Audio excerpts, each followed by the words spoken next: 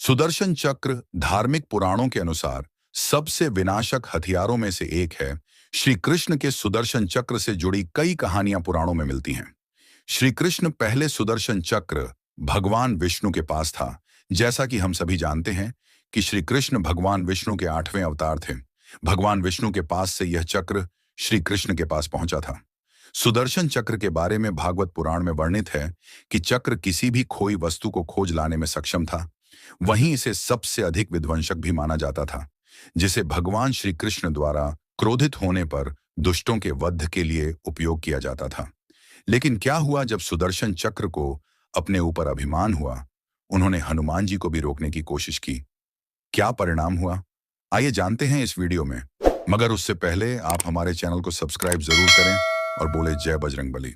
तो धार्मिक कथा इस प्रकार थी।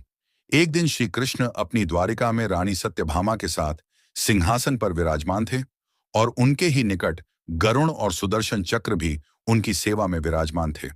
बातों ही बातों में रानी सत्यभामा ने व्यंग्यपूर्ण लहजे में पूछा, हे प्रभु, आपने त्रेता युग में राम के रूप में अवतार लिया था। सीता आपकी पत्नी थी, क्या वो मुझसे भी ज्यादा सुंदर थी? भगवान सत्यभामा की बातों का जवाब देते उससे पहले गरुड़ ने कहा, भगवान, क्या दुनिया में मुझसे भी ज्यादा तेज गति से कोई उड़ सकता है? तब सुदर्शन से भी रहा नहीं गया और वह भी बोल उठा, भगवान, मैंने बड़े बड़े युद्धों में आपको विजयश्री दिलवाई है, क्या संसार में मुझसे भी शक्तिशाली कोई है? द्वारकाधीश समझ गए कि तीनों में भी माना गया है, लेकिन प्रभु की लीला तो अद्भुत है। तो श्री कृष्ण मंद मंद मुस्कुराए और यह सोचने लगे कि कैसे इन तीनों के अभिमान को नष्ट किया जाए। तब भगवान ने फैसला लिया और गरुण से बोले कि गरुण, हनुमान को बुला लाओ।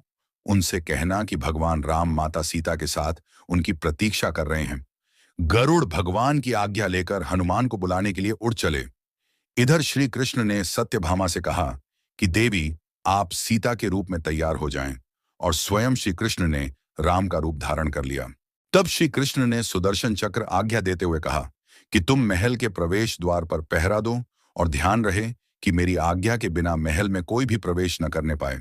सुदर्शन चक्र ने कहा, जो आज्ञा भगवान और भगवान की आज्ञा पाकर चक्र महल के प्रवेश द्वार पर तैनात हो गया।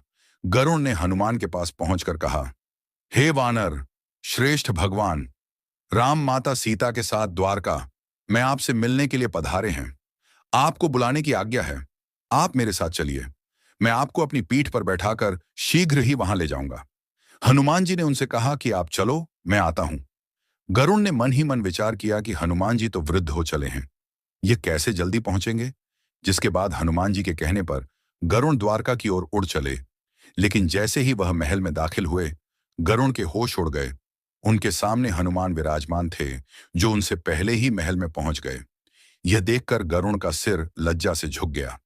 तभी श्री राम के रूप में श्री कृष्ण हनुमान से कहा कि पवन पुत्र, तुम बिना आज्ञा के महल में कैसे प्रवेश कर पाए? क्या तुम्हें किसी ने प्रवेश द्वार पर रोका नहीं? हनुमान ने हाथ जोड़ते हुए सिर झुकाकर अपने मुंह से सुदर्शन चक्र को निकालकर प्रभु के सामने रख दिया। उसके बाद हनुमान ने कहा कि प्रभु, आपसे मिलने से क्या मुझे कोई रोक सकता है? इस चक्र ने रोकने का तनिक प्रयास किया था, इसे मुंह में रख मैं आपसे मिलने आ गया, मुझे क्षमा करें। भगवान मंद मंद मुस्कुराने लगे। अंत में बजरंगबली ने हाथ जोड़ते हुए श्री राम से प्रश्न किया, हे प्रभु, मैं आपको पहचानता हूं, आप श्री कृष्ण के रूप में मेरे राम हैं, लेकिन आज आपने माता सीता के स्थान पर किस दासी को इतना सम्मान दे दिया कि आपके साथ सिंहासन पर विराजमान है? और यह सुनते ही रानी सत्यभामा का अहंकार चूर चूर हो गया। रानी सत्यभामा, सुदर्शन चक्र वह गरुड़, तीनों का गर्व चूर चूर हो गया था। वह भगवान की लीला समझ रहे थे। तीनों के आंखों से आंसू बहने लगे और वह भगवान के चरणों में झुक गए। भगवान ने अपने भक्तों के अहंकार को अपने भक्त हनुमान द्वारा ही दूर किया। अद्भुत लीला। प्रभु की इतना ही नहीं, बजरंगबली ने बहुत से लोगों का घमंड तोड़ा है। इसीलिए हमें कभी भी अपने ऊपर अभिमान नहीं करना चाहिए, क्योंकि कोई और हमसे ज्यादा बलशाली या बेहतर हो सकता है।